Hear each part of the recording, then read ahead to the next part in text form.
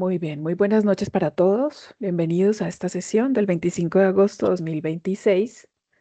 Esta noche vamos a continuar con nuestro tema, el tema que venimos trabajando, que es el tema de impuestos. Entonces voy a compartir la pantalla. Ustedes me avisan, por favor, cuando ya la estén viendo.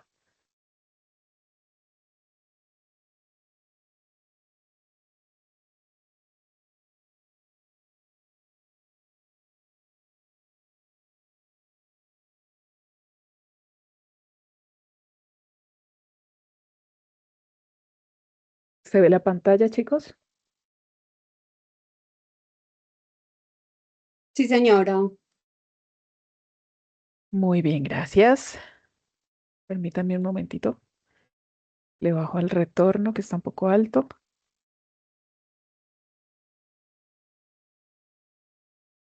Listo, entonces, nuestra clase pasada vimos todo lo relacionado con impuestos nacionales e impuestos municipales, ¿no? Entonces ya hoy vamos a comenzar con el tema de la renta propiamente. Entonces la declaración de renta para personas naturales y personas jurídicas. Vamos a darle un vistazo muy general a lo que es personas naturales, porque pues ese no es de pronto tampoco de nuestra competencia, sino para que sepamos a nivel general cómo se liquida y cómo se calcula el impuesto, qué formularios se utilizan y todas estas cosas importantes a tener en cuenta.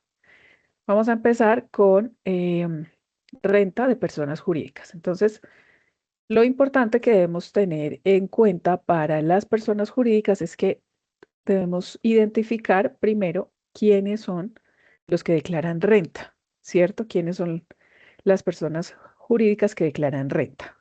Digamos que hay una regla general y es que todos, básicamente, todas las personas jurídicas son declarantes de renta. Eso es lo que llamamos en legislación tributaria el sujeto pasivo.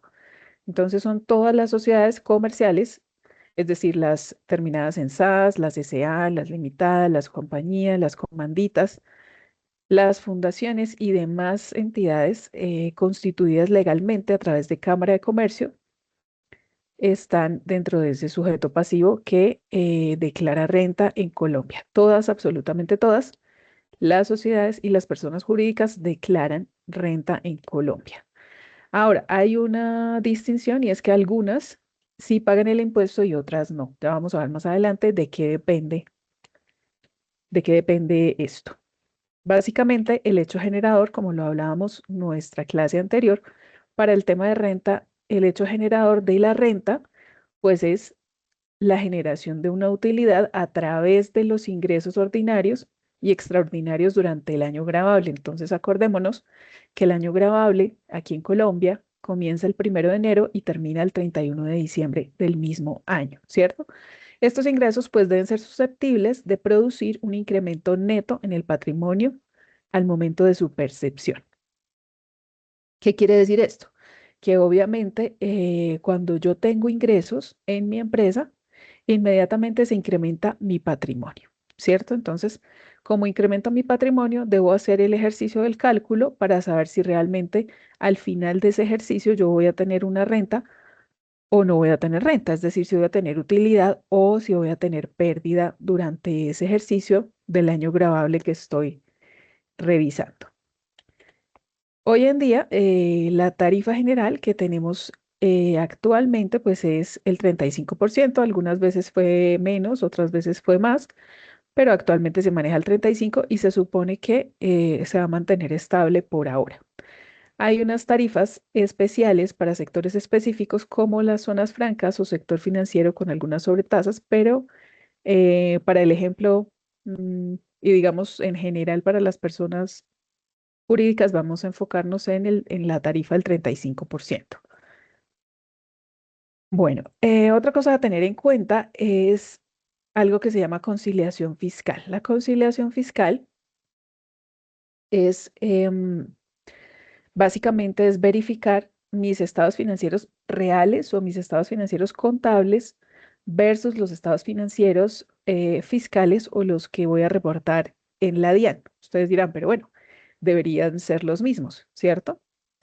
En teoría deberían ser los mismos, pero como ya les había indicado anteriormente, para efectos fiscales hay unos gastos que son deducibles y otros que no.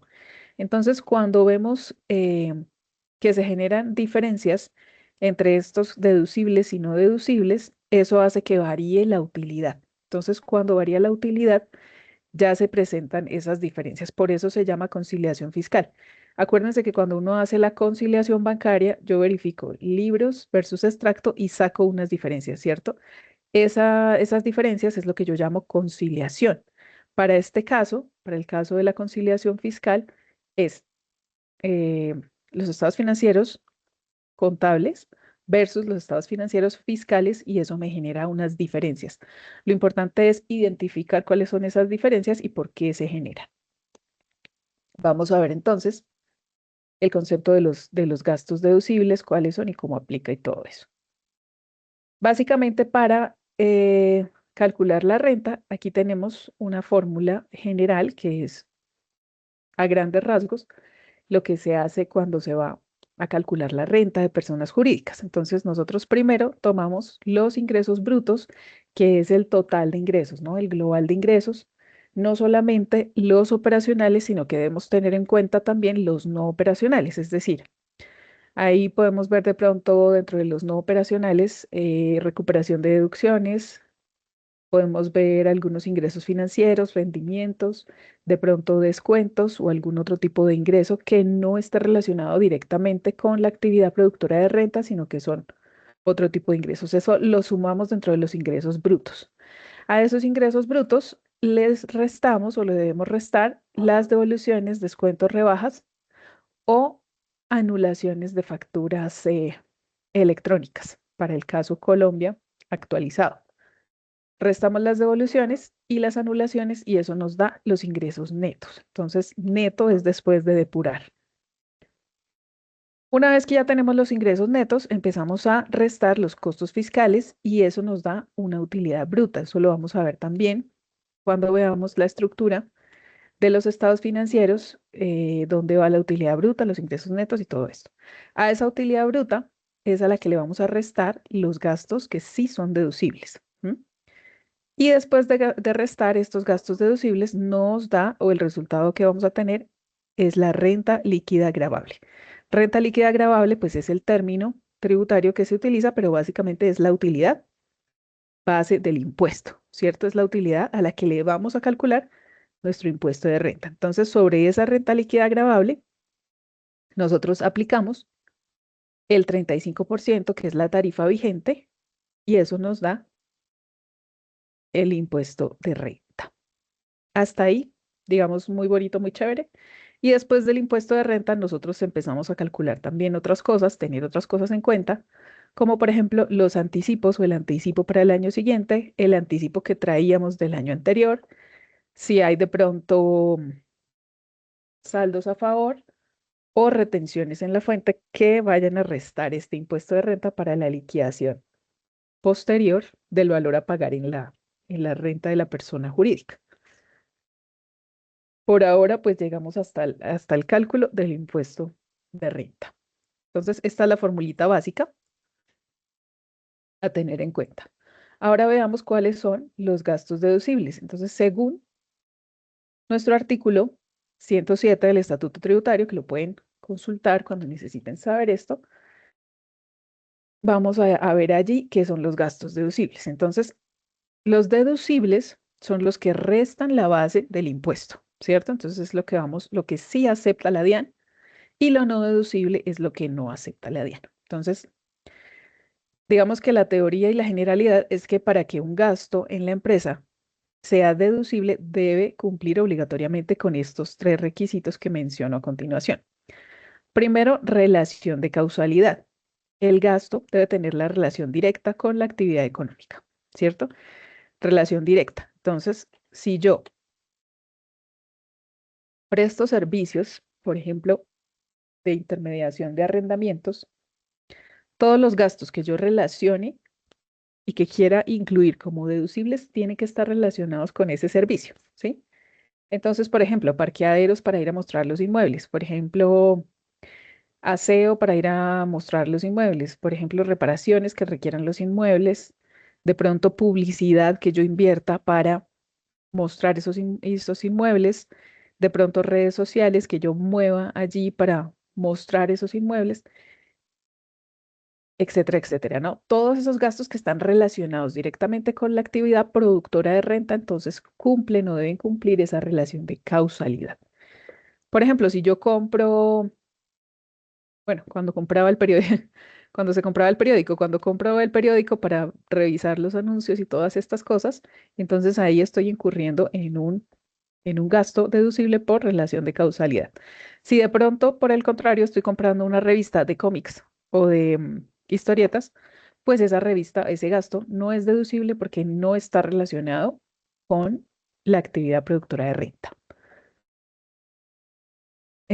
Bueno, eso para los gastos. También en las otras empresas pues tenemos muchos gastos, ¿no? Tenemos también gastos de nómina, gastos de honorarios, gastos de servicios, gastos diversos, un montonón de gastos y todos esos gastos deben ser analizados para determinar si tienen esa relación de causalidad o no. En la gran mayoría de las empresas se incluyen muchos gastos que no tienen esa relación de causalidad, todo con el fin de bajar los impuestos, ¿cierto? O de pronto también son gastos necesarios, pero no necesariamente cumplen esa regla de la relación de causalidad. Entonces hay que analizar muy bien esa parte cuando vayan a registrar los gastos para ver si sí son deducibles o no deducibles. Normalmente, para hacer que esta conciliación fiscal sea mucho más fácil, yo les aconsejo, abran una subcuenta en cada una de las cuentas que se llame gastos no deducibles. Por ejemplo, en la de honorarios, al final de honorarios, que normalmente la 5110 es la de honorarios, entonces 511099, créenla como gastos no deducibles. Y allí se registra lo que no es deducible. ¿Para qué? Para que a la hora de sacar mi balance de prueba yo tenga claro y no tenga que ir a mirar gasto por gasto, sino que desde el registro inicial yo lo clasifico ya directamente como deducible o no deducible. El resto de las cuentas, o sea, la 511005, la 1010, la 1020, la 1025, todas esas yo asumiría que sí son deducibles, ¿no? Únicamente lo que registro en esta de no deducibles es lo que no voy a asumir o a tomar como deducible para el caso de la renta. Y lo mismo con las otras cuentas, la 5135, por ejemplo, que es de servicios, puedo hacer exactamente lo mismo. Una 513599 o 98 o el código que ustedes crean o que les quede más fácil según la estructura de su plan de cuentas, la dejamos como gasto no deducible. También, bueno, esto para clasificar y organizar un poco más el tema de los gastos. También a veces hay empresas que solo dejan una cuenta de gastos, una general, y allí meten todo el gasto no deducible para tener también, eh, claro, una suma más completa, digamos, más totalizada. Pero yo prefiero que se separe así por cuenta, porque en el reporte de información exógena, que es un reporte que se envía anualmente en el formato 1001, que es el que incluye todos los costos y gastos y todos los pagos, en ese formato hay dos columnas. Una columna para los gastos deducibles y otra columna para los gastos no deducibles. Entonces allí viene separado, ese reporte se tiene que hacer separado por conceptos, es decir, honorarios van en un concepto, servicios van en otro concepto, arrendamientos van en otro concepto y así sucesivamente. Entonces así yo puedo tener en mi balance de prueba cuánto es el deducible y cuánto es el no deducible. Eso me facilita mucho em, la generación de ese reporte de información exógena, ¿sí? Entonces, por eso yo lo recomiendo así, tener en cuenta esa parte. ¿Cómo sabemos si el gasto es deducible o no deducible? Depende de estas características que tenemos acá y que debemos cumplir. Entonces, nosotros antes de registrar cualquier gasto, debemos revisar que cumpla con estas condiciones. Listo. Primero, relación de causalidad. Segundo, la necesidad. Entonces, el gasto es necesario, es indispensable para comercializar o producir el bien o servicio. Entonces, tenemos que revisarlo bien si sí o si no, si es necesario o no es necesario. Y por último está la proporcionalidad. Es un gasto razonable, ¿no? Acuérdense de la palabra razonable, que es la que utilizamos casi siempre para referirnos a estos términos, que no son absolutos, es como en el tema de la vida, el bien y el mal. Sí, el bien y el mal no son absolutos, sino que son relativos, ¿no? Todo depende. Entonces, como todo depende, también la proporcionalidad en el tema de los gastos también depende, ¿no? Depende de qué, de que sea razonable de acuerdo al tamaño y la operación del negocio, ¿cierto? Porque si yo tengo una empresa, ¿a qué hace referencia la proporcionalidad? Que no sean gastos absurdamente desproporcionados o absurdamente pequeños, ¿cierto? Por ejemplo, si yo vendo 100 millones al año, eh, por venta de zapatos, por llamarlo de alguna forma, por poner un ejemplo, venta de zapatos, no es razonable que yo tenga un gasto de arrendamientos por 200 millones, ¿no? Es desproporcionado, porque entonces el gasto, un solo componente del gasto, es extremadamente exagerado, casi el doble de lo que es mi venta. Entonces, es improcedente desde todo punto de vista, no solamente desde el punto de vista de la lógica, sino desde el punto de vista financiero. No lo puedo ni siquiera cubrir, no puedo ni siquiera cubrir la mitad. Entonces, precisamente a eso hace referencia el gasto de la proporcionalidad. Debemos revisar también la proporcionalidad de los gastos. También hay gastos muy desfasados. Por ejemplo, a veces en las empresas registran gastos de viajes de las vacaciones del gerente, de las vacaciones del subgerente, etcétera, etcétera, que son unos gastos pues desproporcionados y que realmente no se relacionan con la producción de ingresos de la empresa. Entonces hay que tener mucho cuidado con eso. Si uno ve que no cumple, entonces es mejor mandarlo o reconocerlo como un gasto no deducible. Pero bueno, ¿qué pasa con estos gastos que en últimas, digamos que son propios de las personas de la empresa y no de la empresa directamente? Entonces, a veces con esos gastos, pues, digamos, yo como contador o como auxiliar, ¿cuál es mi función? ¿Cuál es la función del contador en una empresa, niños?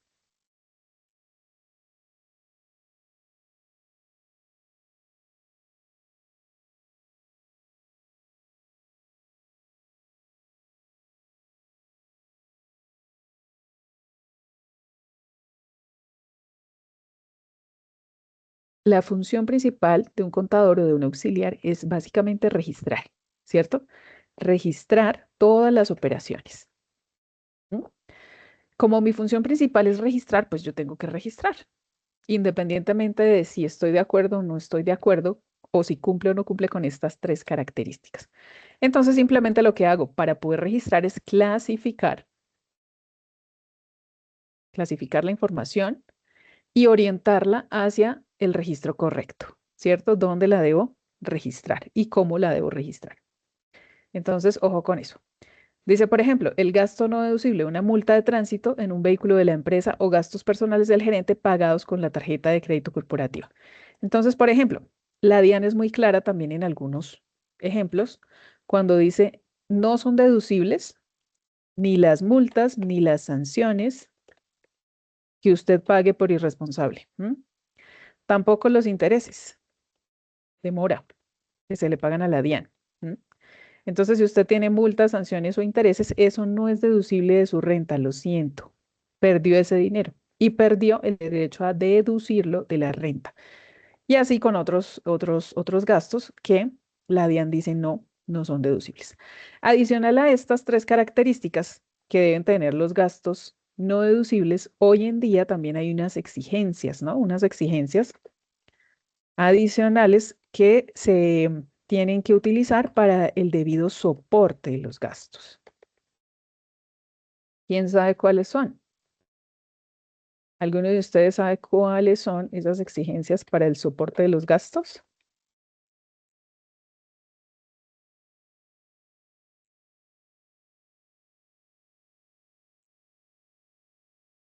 ¿Alguna idea, chicos? Grandes y chicos.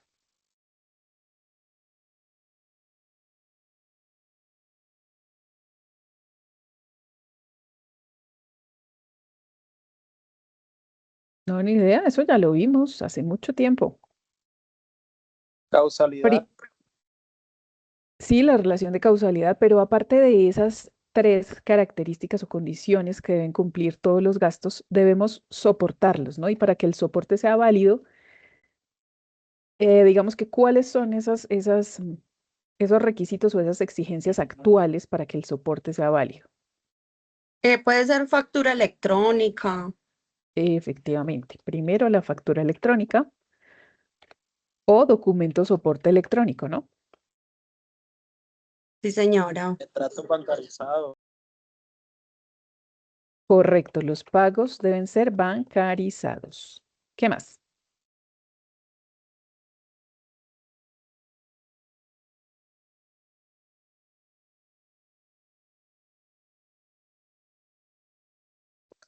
Tratos o documentos.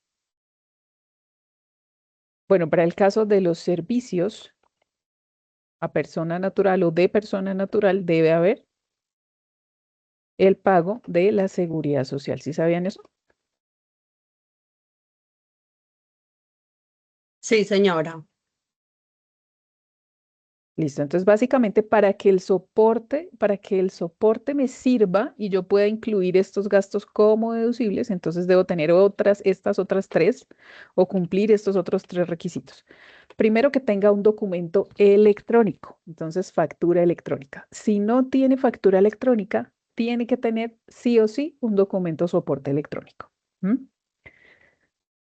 Que el pago sea bancarizado. ¿Qué quiere decir que sea bancarizado? Que todo lo que yo pague lo haga a través del sistema financiero. Es decir, ya no existen los pagos en efectivo. Hay una mínima opción que nos deja la DIAN, pero una ventanita muy chiquita que realmente, pues, para mí no aplica. Es decir, es mejor aplicárselo al 100% porque en esa pequeña margen que nos han dado, pues no hay mucho de dónde tomar, ¿no? Entonces, preferiblemente que el 100% sean bancarizados.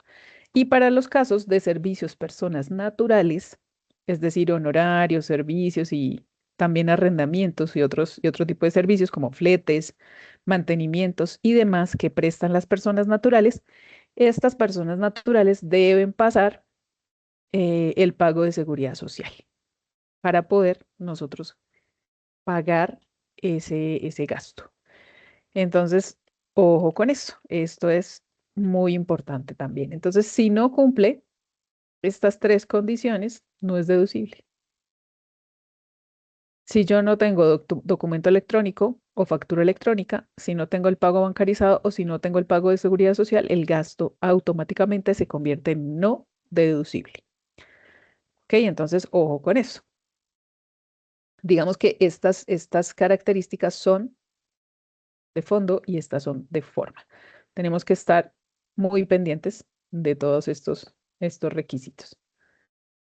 Adicional a eso, pues la factura electrónica y el documento de soporte electrónico también a su vez tiene que cumplir con unas características, ¿no? Entonces, todas las facturas deben tener mínimo cumplir con unas características, es decir, que sean dentro de la fecha o dentro del periodo al que estoy asignando el gasto, ¿no? Porque digamos que si yo estoy en el año 2025, en teoría no puedo registrar gastos del 2023, así tenga factura electrónica, ¿cierto? Únicamente me sirven los del 2025, que cumplan los requisitos correctos de la emisión de documentos electrónicos, es decir, que hayan sido emitidos por la plataforma de la DIAN o que hayan atravesado el tema plataforma DIAN, que tengan un código que se llama el código CUFE, que es ese cuadradito grande como de figuritas raras que a veces salen en las facturas o en los tiquetes, que haya sido emitido a tiempo y que no haya sido rechazado. Ojo con ese tema del rechazo de facturas, porque a veces uno emite la factura y se la rechazan y uno no se da cuenta, ¿m? No estaba pendiente, o de pronto en la emisión de la factura yo la emití y me quedó mal el NIT, ¿cierto? Y nadie se dio cuenta, ni el proveedor se dio cuenta, ni yo me di cuenta. Entonces, a la hora de revisar o de hacer el reporte de información exógena, tengo mal el NIT, entonces esa factura, así sea factura electrónica enviada, transmitida con CUFE y todo, si el NIT está mal, pues no es deducible. ¿Mm? No es deducible. Si la dirección quedó mal, si los productos quedaron mal, es decir, tiene que cumplir con todas las condiciones para la aceptación del documento electrónico, ¿no? Para el caso, por ejemplo, de los documentos soporte en operaciones con no obligados a facturar, que es el segundo documento, es cuando una persona natural, como yo, como tú, como yo, que por ejemplo presta fletes o presta el servicio de fletes de transporte a una empresa y no está obligado a emitir factura electrónica por sus ingresos, por sus condiciones, por sus características, no está obligado. Entonces, ¿qué pasa? ¿Qué documento pasa a esa persona? Esa persona pasa una cuenta de cobro, ¿sí? Una cuenta de cobro que es una hojita de Excel donde yo digo fulanito de tal me debe tanto por concepto de tanto, por favor pagar en tal cuenta, ta, ta, ta. ¿Mm? Esa cuenta de cobro no es válida para mí, para soportar el gasto. Entonces, como no es válida y no tengo factura electrónica, entonces yo emito un soporte, un documento soporte electrónico con no obligados a facturar. Si yo no lo emito como empresa, no puedo soportar el gasto. Entonces ese gasto no es válido. ¿Listo? Entonces debemos nosotros emitir el documento de soporte electrónico para soportar esas cuentas de cobro de personas naturales que no están obligadas a facturar o que no emiten factura electrónica. Entonces siempre, fíjense, siempre debe haber un documento electrónico, que es el que soporta la operación. Hoy en día, pues ya la gran mayoría de documentos son electrónicos, ¿no? Entonces, por ejemplo, los tiquetes de peaje en una época no eran electrónicos. Es decir, no venían con el CUFE. Hoy en día ya vienen con el CUFE. Es decir, que yo puedo, sí, deducir ese gasto porque ya viene con el CUFE. Lo mismo pasa con la gasolina. También a veces cuando uno va a tanquear los carros o esto, o antes, ¿no? Pues antes, como que uno decía, le decían factura electrónica, no, no, no, así nomás. Y uno nunca pide un soporte para los gastos de gasolina, casi nunca. Hoy en día sí es obligatorio. Te deben expedir la factura electrónica por el combustible. Si no tienes factura electrónica, el gasto de combustible no es deducible, así tenga relación de causalidad, así tenga necesidad y así tenga proporcionalidad. ¿Listo? Entonces, ojo con eso, chicos. Pagos bancarizados, pues ya lo hablamos, ¿no? Tiene que ser a través del sistema financiero. En una época, Nequi no era deducible, en una época, Daviplata no era deducible, pero después la DIAN dijo, bueno, no compliquemos tanto la vaina, aceptémosles que paguen a través de Nequi, a través de Daviplata y las demás billeteras digitales que se les ocurra inventar. Entonces ya, hoy en día es válido. Porque pues obviamente puede haber una trazabilidad de la información y del dinero básicamente, ¿no? Entonces, para poderlo consignar en Nequi tuvo que haber salido de algún lugar. O para poderlo transferir a Nequi o a billeteras digitales tuvo que haber salido de algún lugar. Entonces esto es lo que permite la trazabilidad en el envío del dinero, a dónde lo estamos enviando y cómo lo estamos enviando. Eso también lo actualizaron hace poco en los documentos electrónicos. Entonces acuérdense que ahora ya es obligatorio poner la forma de pago por un lado y el medio de pago. Entonces, la forma de pago, ¿qué es? Si es crédito o si es contado. Y el medio de pago es cómo se está haciendo el traslado del dinero, si es por transferencia, por consignación, por traslado entre cuentas, por giro hacia el exterior, por consignación directa o etcétera, etcétera, ¿sí? Porque yo puedo también retirar el efectivo de mi cuenta y puedo ir a consignar, eso también todavía se usa, entonces es posible. También existe todavía el pago con cheque, yo puedo girar un cheque y pagar. ¿M? Aunque pues obviamente ya hoy en día hay unos medios que son más ágiles, más rápidos y más seguros y efectivos, como es todo ese tema de las transferencias bancarias. Para eso se inventaron ese sistema que se llama Breve. ¿Sí lo conocen? El famoso breve. Entonces, el famoso breve es para agilizar o lo inventaron para agilizar las transferencias entre diferentes bancos. Acuérdense que antes uno giraba del Banco de Bogotá, por ejemplo, a Bancolombia y se demoraba 3 días en llegar el dinero, ¿sí? 3 días o 4 días o hasta que haga canje o hasta que hagan los famosos cortes ACH. Los cortes ACH son unos cortes de información que hace el sistema bancario, digamos, 10 de la mañana, 3 de la tarde, 5 de la tarde. Y ahí como que procesan toda la información porque hay mucho volumen de transacciones. Entonces no era factible o no era posible que uno tuviese el dinero, le giran a uno de un banco al otro y se demoraba el dinero en llegar. Hoy en día ya no, a través de ese sistema breve, pues ya es inmediato. Si se usa ese sistema con ese tema de las llaves, cualquier dinero llega inmediato. Entonces, asimismo, podemos obtener la información para el tema de bancos y mantener actualizado nuestro sistema de bancos, ¿sí? Tenemos la información en un segundo. Ya no hay demoras, ya no hay excusas, que no tengo el extracto, que no me ha llegado el extracto, que por eso no sé quién consignó, no sé quién me debe, no sé nada, porque ahora ya toda la información está disponible en tiempo real. Entonces, también ojo con eso. Y para el tema de los pagos de seguridad social, pues esto es un tema que va muy de la mano con la entidad que se llama UGPP. ¿Conocen la UGPP?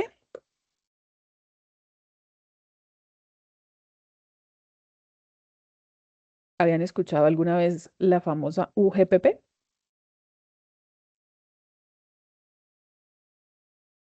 Sí, no, ni idea.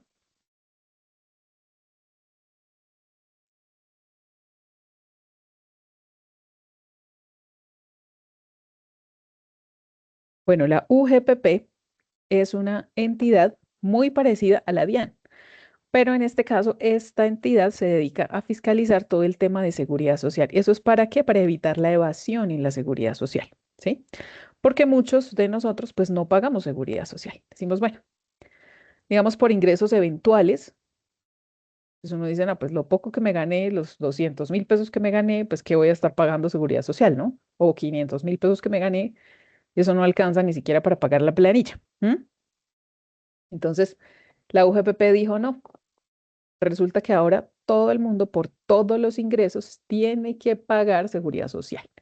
Entonces, para eso le dijeron a las empresas y a la DIAN, ojo, pida que para que el gasto sea deducible, le anexan el pago de seguridad social y si no, no es deducible. Entonces, se juntaron la UGPP y la DIAN para imponer este requisito. Entonces, siempre que haya una cuenta de cobro de servicios persona natural, tienen que anexar la seguridad social para yo poder tramitar el pago de esos servicios, ¿sí? Debe cumplir con esos requisitos. ¿Hasta ahí, chicos, alguna pregunta?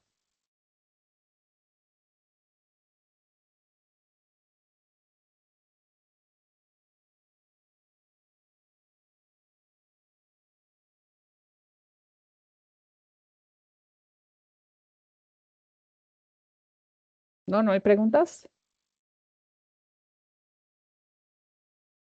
Muy bien, entonces continuemos. Ya una vez que se calcula la renta, entonces hay otra cosita que hay que tener en cuenta allí.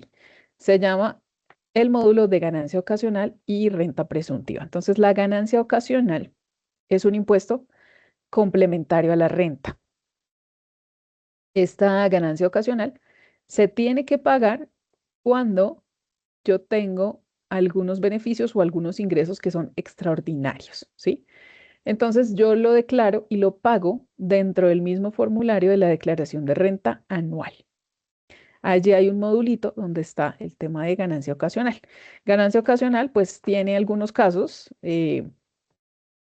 por los que se puede dar. Entonces uno normalmente cuando hay ganancia ocasional, dice aquí que son los ingresos extraordinarios, como la venta de activos fijos poseídos por 2 años o más. Entonces, por ejemplo, cuando yo vendo, para el caso de la empresa o persona jurídica, cuando vendo alguno de mis activos, bien sea un vehículo, un edificio, una bodega, un lote o cualquier cosa de estas que haya tenido por más de 2 años, es un ingreso por ganancia ocasional. Para eso entonces tengo que hacer una depuración y ahí normalmente se aplica la tarifa del 15%, aparte de la renta, que es del 35%. Entonces, si yo en un año, en el año tuve ganancias ocasionales, no solo estoy pagando la renta del 35 más el 15 de la ganancia ocasional, estoy pagando casi un 50% en impuestos en mi renta anual. Eso también vamos a ver. De pronto más adelante alcanzamos a ver algunos ejemplos de ganancia ocasional. Y también existía algo que se llamaba la renta presuntiva. Hoy en día la renta presuntiva se calcula en ceros, pero antes em, sí había que calcularla y a veces se pagaba renta sobre esa renta presuntiva. Vamos a ver qué es la renta presuntiva. Bueno, como su nombre lo indica, era una renta presunta, ¿sí? Entonces, es cuando la DIAN suponía que yo, como estoy desarrollando una actividad productora de dinero, de renta, de ingresos, de todo eso, debo tener una mínima rentabilidad, ¿cierto? Entonces decía, bueno, si usted está haciendo, vendiendo zapatos o vendiendo camisas, vendiendo ropa, etcétera, etcétera, usted tiene que mínimo rentar algo, ¿no? No puede ser que no esté rentando nada. Entonces, como mínimo, tiene que rentar alguna cosa. ¿M? Y sobre esa renta presuntiva, esa renta era como un porcentaje de los ingresos. Y entonces, si mi renta real me daba menos que la renta presuntiva, yo tenía que pagar por renta presuntiva. Y si la presuntiva me daba menor, entonces pagaba por mi renta líquida normal, ¿sí? Es decir, beneficio, la ley del embudo. Beneficio para la DIAN, pérdida para uno, como siempre. Entonces, de un tiempo para acá, después de algunas reformas, entonces dijeron, no, ahorita dejemos esa renta presuntiva en cero y vamos a poner a que las empresas tributen únicamente por su realidad financiera o su renta líquida. Bueno, en cuanto al tema de realidad financiera, pues difiere un poco porque realmente todo el tema de los gastos deducibles, pues es un poquito un juego de tire y afloje, ¿no? Que la DIAN dice no es deducible. Hay unos gastos, por ejemplo, el gravamen al movimiento financiero es un gasto real para la empresa. Sin embargo, no es deducible al 100%, es deducible únicamente en el 50%, ¿sí? Y otras cositas allí parecidas, entonces que la DIAN dice, le voy a aceptar una parte y otra no, pero son gastos reales para la empresa, reales, realmente se incurre en esos gastos. Y bueno, ya para terminar con el tema de renta o las obligaciones formales, ¿cuáles son? Las obligaciones, pues es presentarla anualmente, ¿cierto?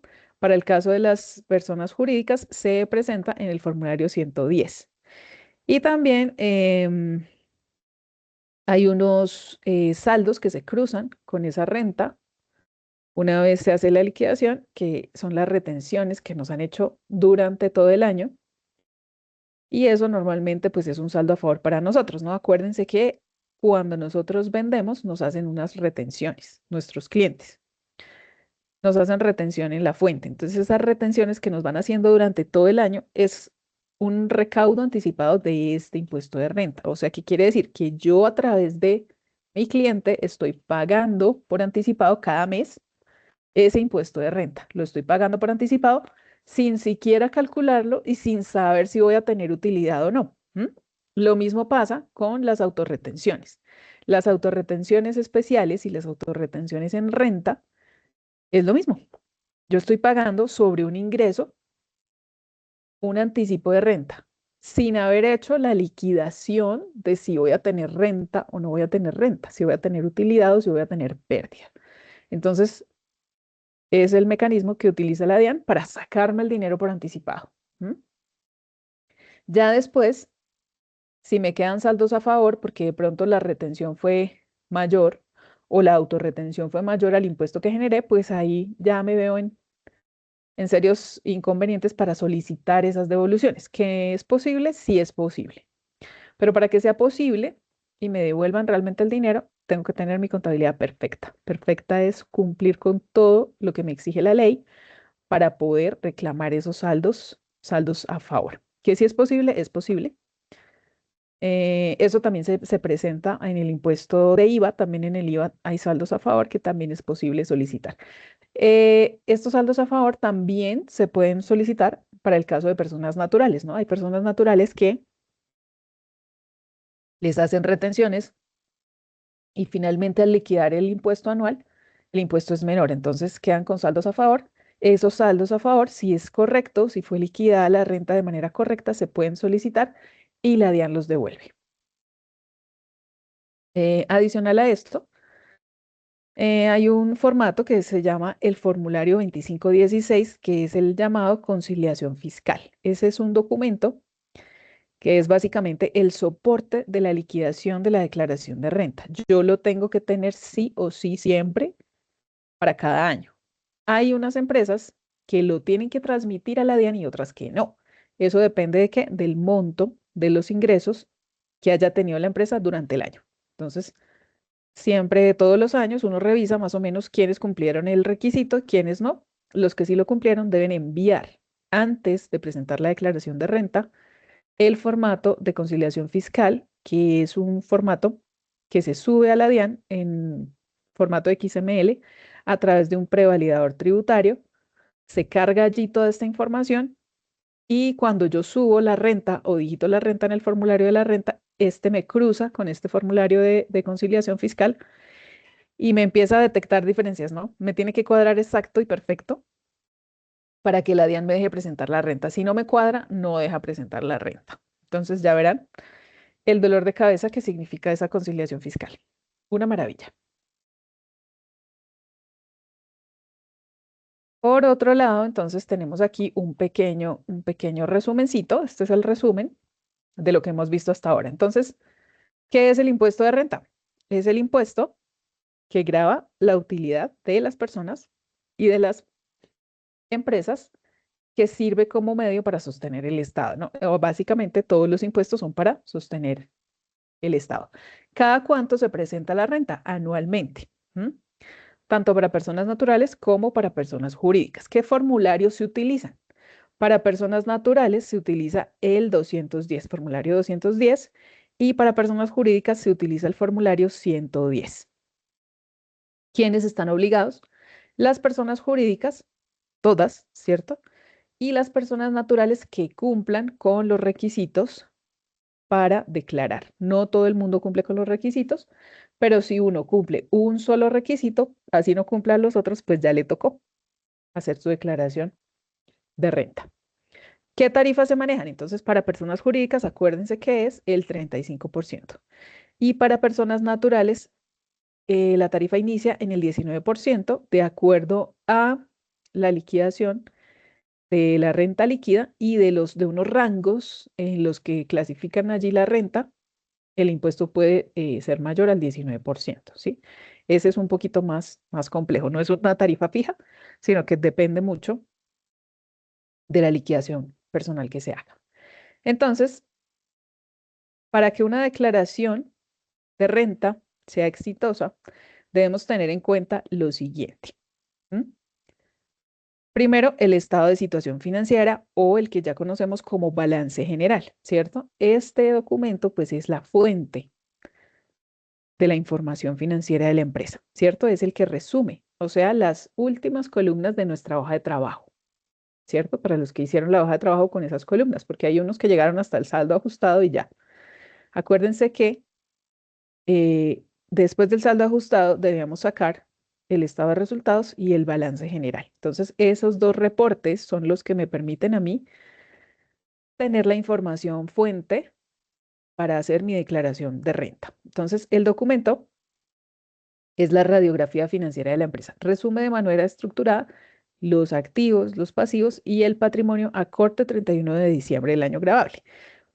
El enfoque es estructurar el reporte bajo el estricto cumplimiento de las normas, garantizando que cada cifra refleje la realidad económica del negocio y soporte cualquier proceso de auditoría. Entonces, debemos asegurarnos que esté bien hecho, ¿cierto? Que refleje la realidad de cada una de las cuentas, que estén conciliadas las cuentas. Por eso es que hacemos los ajustes de cierre y por eso es que sacamos un balance ajustado, para que estos reportes, que son el resultado de esa hoja de trabajo, ya estén depurados, ¿cierto? O sea, que tengan la información correcta. Segundo reporte, pues es el estado de resultados integral. ¿Por qué? Pues porque allí es donde yo veo si tuve utilidad o no, ¿cierto? Ahí es donde yo tuve toda la información de la operación del negocio, ingresos versus costos y gastos. Es el indicador definitivo revelando la utilidad o pérdida del ejercicio financiero. Entonces allí yo debo mirar si tuve utilidad o si tuve pérdida. Pero acuérdense que esa utilidad o esa pérdida es la contable, ¿no? Debo hacer la conciliación fiscal. Y un auxiliar por terceros, que es el que me permite individualizar las transacciones o por lo menos tercerizarlas, ¿sí? Para saber a quién le debo, quién me debe, a quién le vendí, a quién le pagué, todas esas cosas. La información por eso debe ser manejada por tercero, por NIT, por cada persona. Y obviamente también esta es la base para poder tener la información exógena que se presenta también todos los años a la DIAN. Es un informe también anual donde se validan los movimientos, saldos y retenciones para que coincidan con todo lo que ya he presentado durante el año, porque yo durante el año he venido presentando retención en la fuente mensual, IVA cuatrimestral o IVA bimensual. Todo eso, también presento ICA anual o rete ICA bimensual, dependiendo de todas los impuestos que me apliquen. Debo tener esto perfectamente conciliado, cruzado al milímetro y por tercero. ¿Cuáles son las sanciones o los riesgos a los que, digamos, me someto por incumplir con esta declaración de renta? Cuando yo no presento mi declaración de renta, pues de una me va a llegar una sanción, ¿cierto? Porque la declaración de renta es obligatoria para todas las personas jurídicas. Entonces, si uno tiene su empresa y no presentó la renta, pues le va a llegar el requerimiento tarde o temprano. Si uno ya sabe que no lo hizo, lo mejor es presentarla antes de que le llegue a uno un requerimiento o un emplazamiento. Si yo ignoro los plazos o no la presento o la presento mal, entonces todo eso me va a generar unas sanciones, ¿cierto? Empezando por la sanción por extemporaneidad. Entonces, la sanción por extemporaneidad es o se da cuando yo presento fuera del tiempo, es decir, después del plazo que me dio la DIAN. La DIAN me dio un calendario de vencimientos, cada año ellos sacan su calendario y yo tengo que estar pendiente de cumplir ese calendario. Si me paso de la fecha, pues ya tengo sanción por extemporaneidad, sí o sí. ¿Qué cómo se calcula?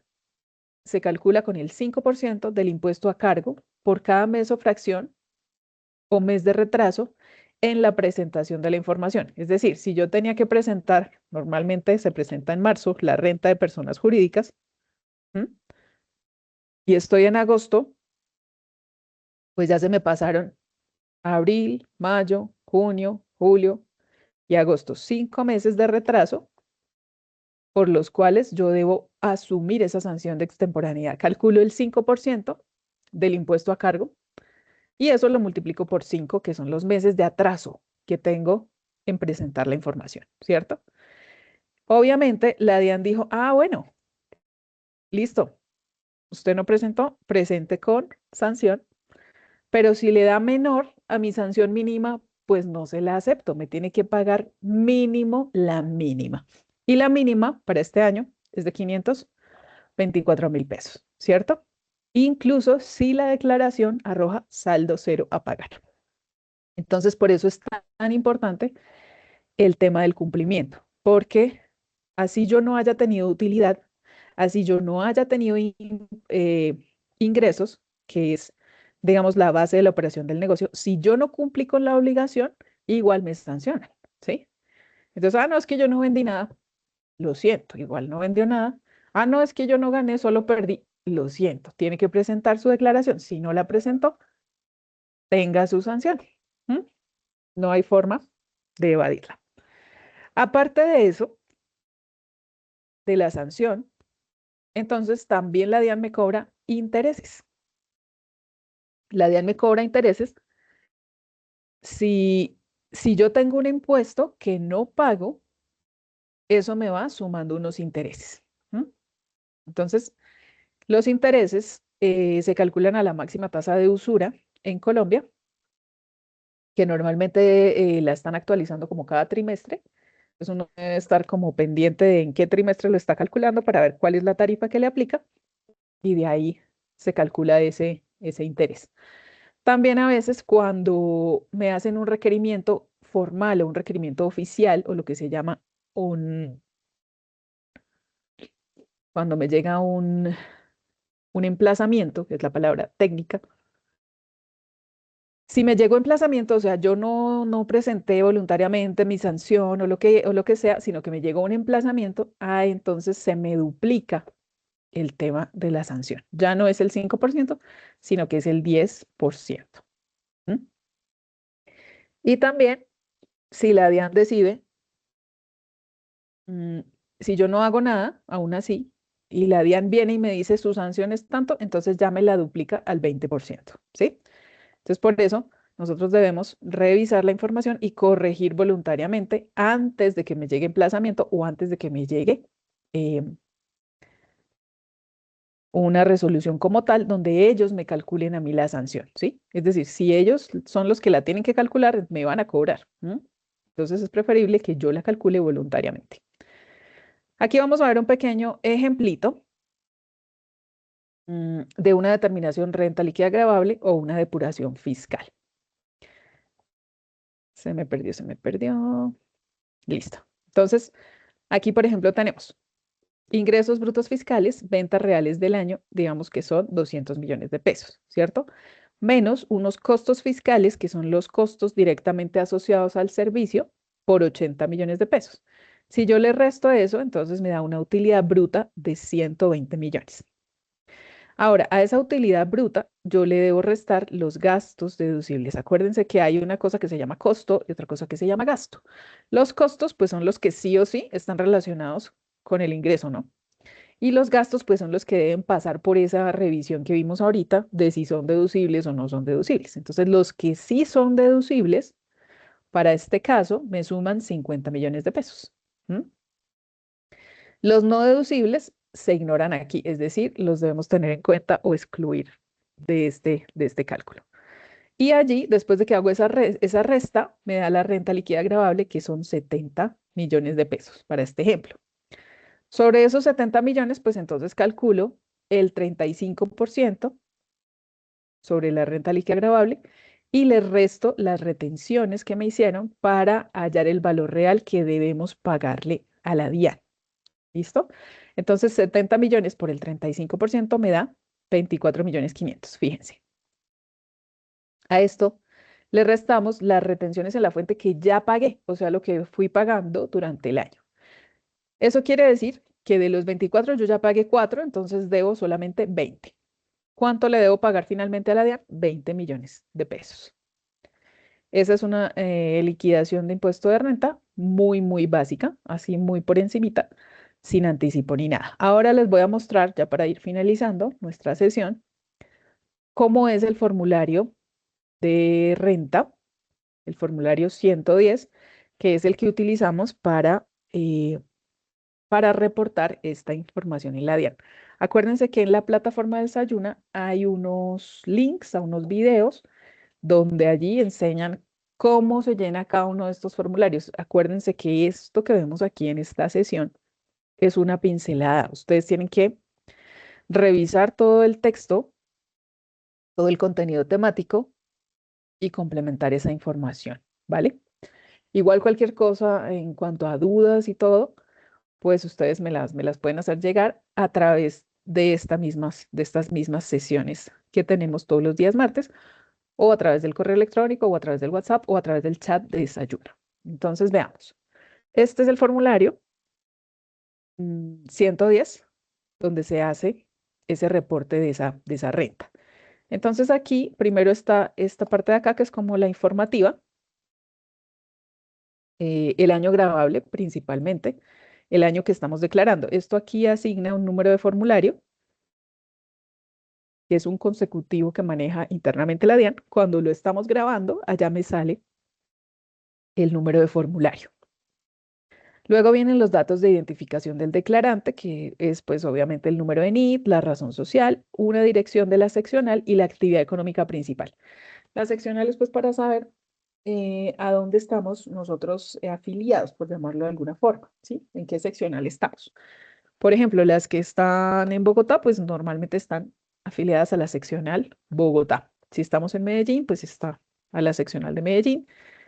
Si estamos en Tunja, a la seccional de Tunja y así sucesivamente. Normalmente Digamos que en los departamentos las seccionales son como las ciudades principales o las capitales. Depende de donde uno se haya inscrito en la Cámara de Comercio y en el RUT. Entonces, por ejemplo, para Boyacá se maneja la seccional Tunja y la seccional de Sogamoso, solamente esas dos. Entonces, otros municipios no tienen una dirección seccional. Entonces, se asignará a una de esas dos dependiendo de donde se haya hecho la inscripción de la empresa. Aquí me pregunta si yo, bueno, debo digitar también la actividad económica principal. ¿Cuál es, para que la DIAN sepa, cuál es la actividad o el código SIU por el cual estoy reportando esta información, ¿cierto? Entonces, ¿de dónde saco eso? Del RUT. En el RUT debe estar la actividad económica y allí puedo determinar cuál es la principal. Esa es la misma que tiene que ir acá. Luego viene otra información que me dice si es una corrección, indíquelo aquí. Acá normalmente uno lo indica, le pone una X y acá me saca el número del formulario anterior. Todo esto se hace a través de la plataforma Muisca de la DIAN. Entonces, ese diligenciamiento, pues antes le tocaba a uno hacerlo a mano. También en una época se llenaba en máquina, ¿sí? En las máquinas de escribir. Pero ahora se puede diligenciar electrónicamente y firmar electrónicamente. Entonces es muchísimo más fácil. Eso evita muchos errores porque el formulario te suma muchas cosas automáticamente y evita muchos errores a la hora de la presentación de las declaraciones. Aquí entonces seguimos con, nos pregunta que si es una fracción de año, si perteneció alguna vez al régimen simple, si fue vinculado de obras por impuestos o si tiene pérdidas fiscales de años anteriores sin compensar. Estas se pueden meter aquí para compensarlas con la renta actual. Y otros datos informativos como el total de costos y gastos de nómina es un dato informativo que me pide la DIAN aquí. También me pregunta cuánto le pagué yo al sistema de seguridad social y cuánto le pagué al sistema de parafiscales, que son SENA, ICBF y cajas de compensación. En esta primera sección de la renta, vemos aquí lo que se denomina el patrimonio. Entonces, el patrimonio son básicamente los activos que tenemos en nuestro estado de situación financiera, ¿no? Entonces son el efectivo, los instrumentos financieros o inversiones, las cuentas o documentos por cobrar, los inventarios, los activos intangibles, los biológicos, la propiedad, planta y equipo, otros activos para un total de patrimonio bruto. Este sería como el total de activos, es el que tiene que sumarme aquí en este renglón 44. También me pregunta por los pasivos, eso también viene del mismo reporte. Aquí van los pasivos y esto me calcula un patrimonio líquido, o sea, este es el patrimonio de los socios finalmente, o el patrimonio final de los activos menos los pasivos, patrimonio líquido. Luego me pregunta o viene toda la sección de ingresos, que es esta sección que viene a continuación. Entonces aquí me pregunta cómo están discriminados esos ingresos. Si tengo ingresos por actividades ordinarias, si tengo ingresos financieros, si tengo dividendos. Básicamente en adelante son tipos de dividendos o si tengo otros ingresos para un total de ingresos brutos aquí.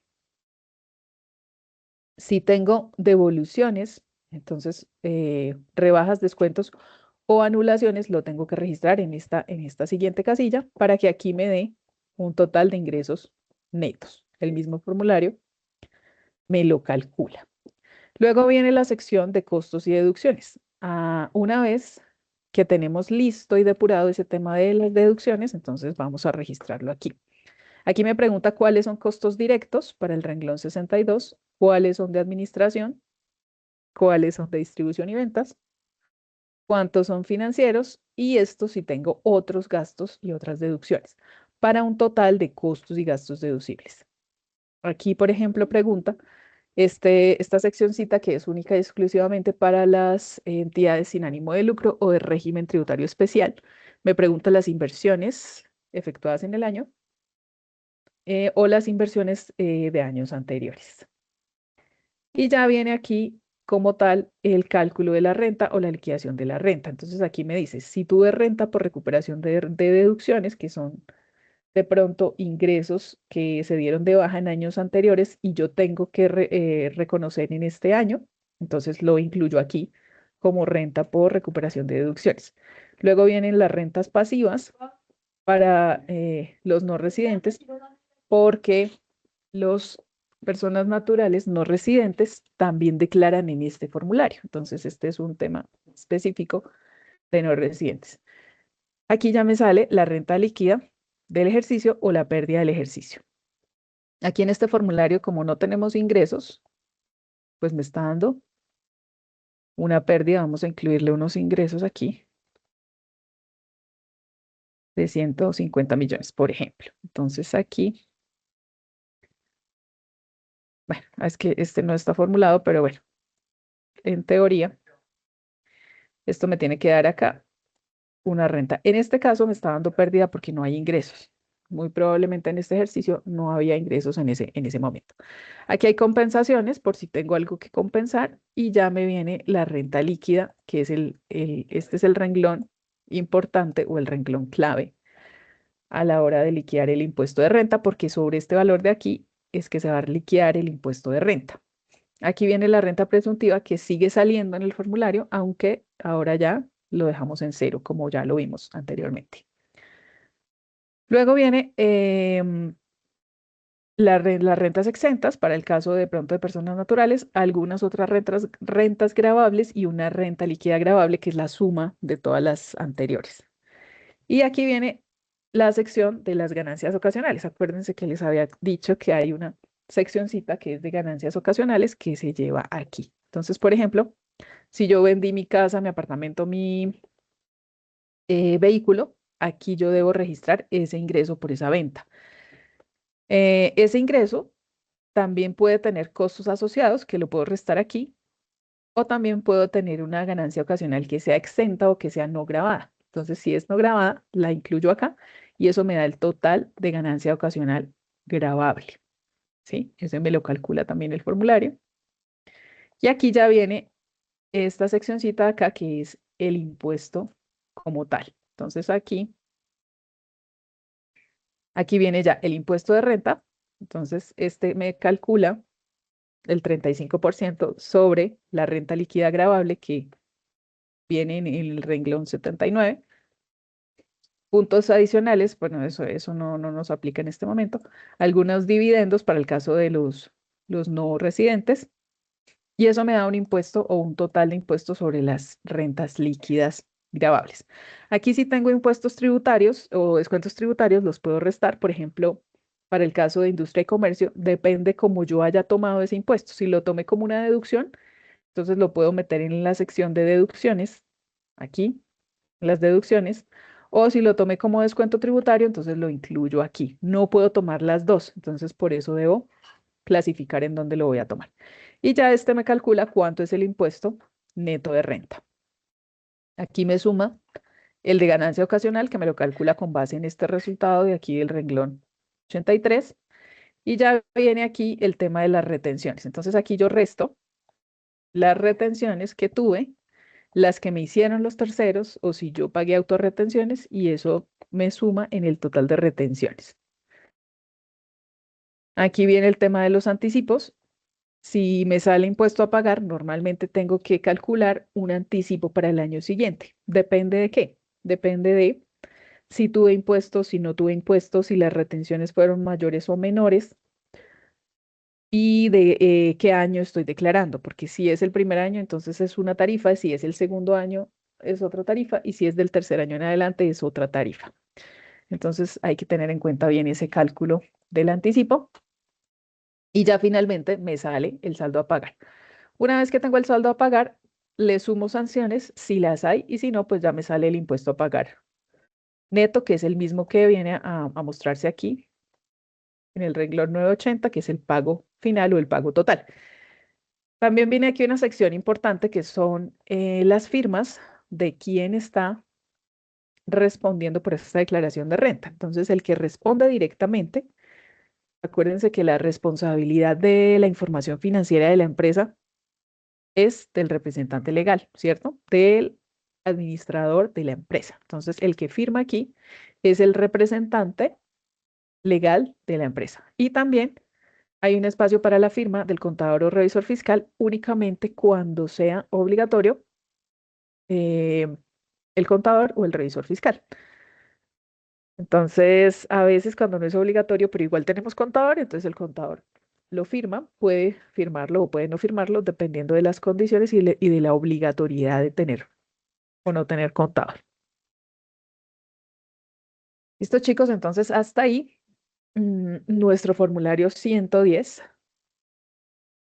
por el cual declaramos nuestra renta y complementario para personas jurídicas, o este formulario también sirve para personas naturales que son no residentes en Colombia. También se usa para las sucesiones ilíquidas. Las sucesiones ilíquidas es cuando eh, de pronto alguien fallece y tiene bienes, entonces esos bienes siguen pagando impuestos. O sea, tú te mueres, pero la de antes sigue cobrando. ¿M?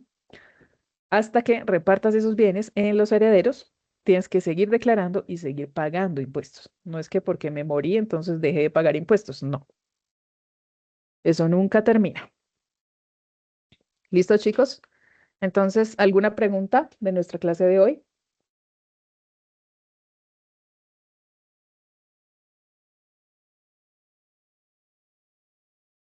¿Dudas, preguntas?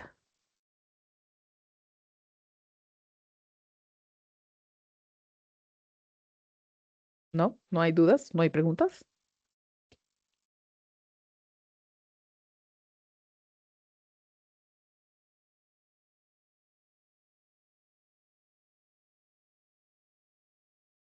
Profe, de la clase no tengo ninguna pregunta respecto a lo de usted. Tenemos evidencia con usted para este domingo. Para este domingo, para este domingo, para este domingo, para este domingo, la verdad no me acuerdo. Déjame ya reviso un momentito, espérame un segundito. Espérame, reviso. Yo vi que está abierto un cuestionario de impuestos. Así es, el cuestionario es la siguiente actividad, pero creo que no es para este fin de semana, sino es para la siguiente semana. Déjame ya reviso. Déjame ya reviso.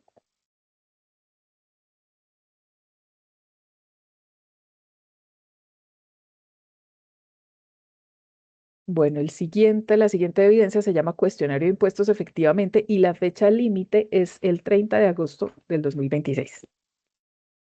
Para esta semana que termina el 20, bueno, el 23, para el 23 de agosto tenían el pitch de la idea de negocio con emprendimiento y para el 30 de agosto viene el cuestionario de impuestos y el modelo Canvas del emprendimiento.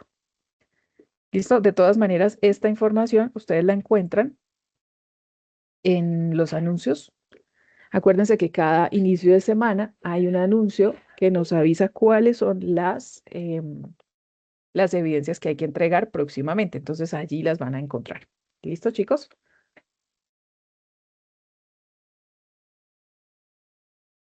Bueno, voy a ir deteniendo la grabación. Si hay alguna otra pregunta, entonces me cuentan igual.